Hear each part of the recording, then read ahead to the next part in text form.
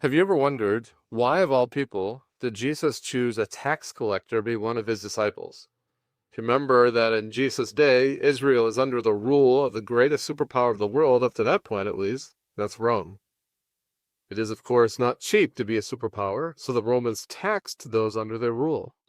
Matthew was a tax collector, a Jewish man collecting taxes from the Jews for the Romans. He was considered by the Jewish people a traitor and a robber.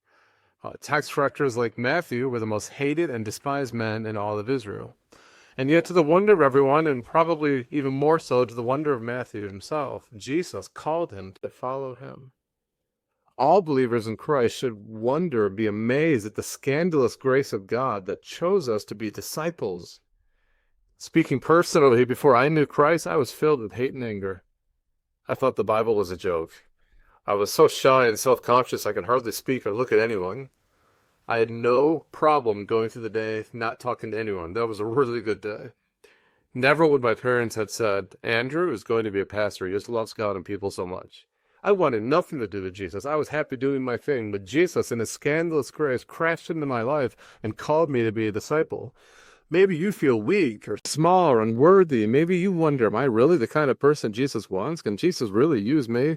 Absolutely, yes. God chooses the foolish, the weak, and the despised.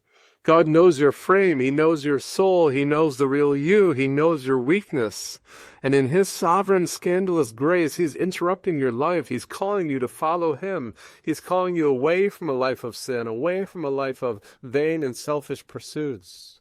He's calling you to discipleship. He's calling you to a lifetime of learning of and learning from him. Will you, like Matthew, leave everything and follow him?